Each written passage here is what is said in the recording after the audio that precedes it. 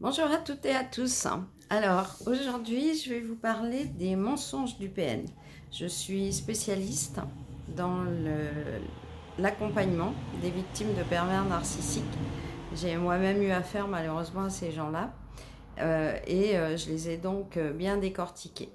Donc aujourd'hui, je vais vous parler des mensonges du PN et surtout comprendre à quoi ils lui servent. Parce qu'en fait, on a bien souvent observé que le PN ment énormément. Voilà. Donc souvent, il y a un petit fond de vérité et il va broder des choses autour. Alors à quoi donc vont lui servir ces mensonges? La première chose, ils vont servir, à déstabiliser sa victime en semant le doute.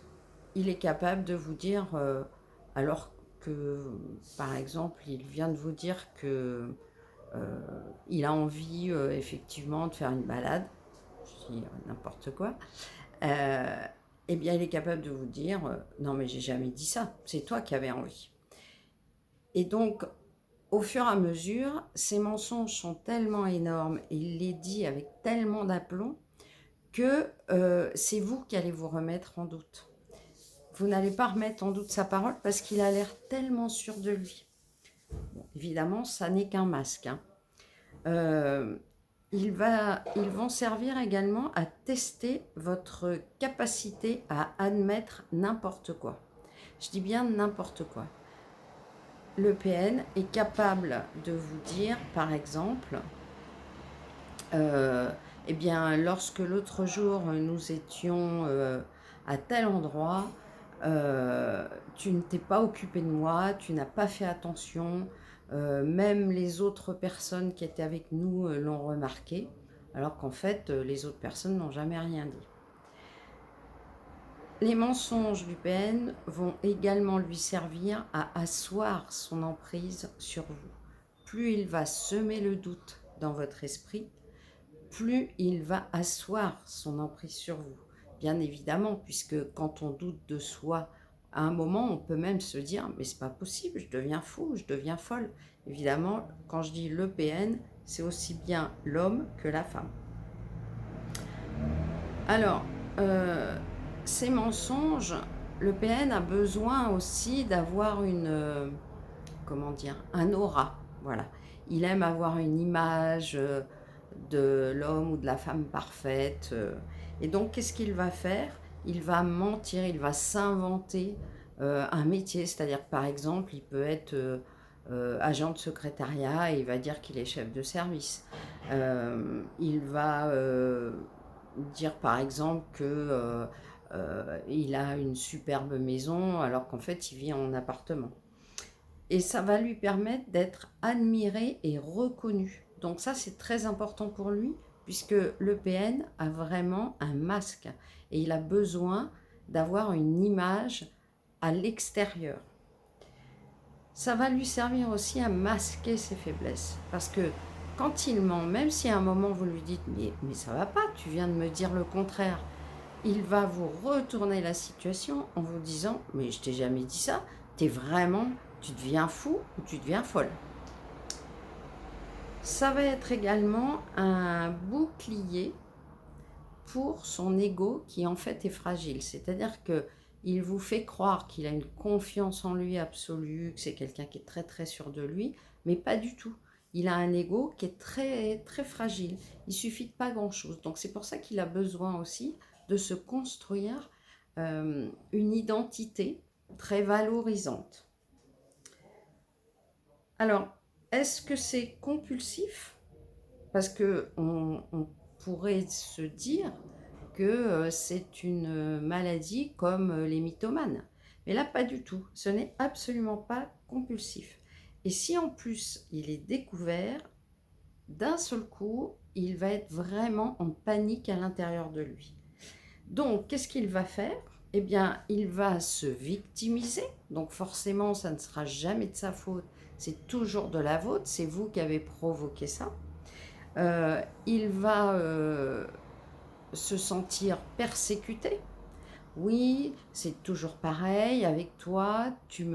tu me fais passer pour le méchant, etc., etc. Et puis, il va multiplier les contacts, c'est-à-dire que, en fait, comme il voit que vous commencez à découvrir la personne qu'il est en réalité, au fond de lui, eh bien, il va déjà chercher d'autres personnes avec qui il va pouvoir avoir cette image d'homme ou de femme parfaite. Ensuite, il va y avoir la vengeance. Euh, C'est-à-dire qu'il va d'abord détruire les preuves de ce que vous avancez et ensuite il va vouloir se venger. Donc c'est quelqu'un qui peut avoir de très très fortes colères après coup. Donc il va pister ce que vous faites, ce que vous dites, avec qui vous allez, etc. pour pouvoir détruire ce que vous êtes en train de vivre. Donc si en plus vous vous sentez plutôt libéré, heureux ou heureuse d'avoir quitté cette relation, alors là ça va le mettre dans un état pas possible.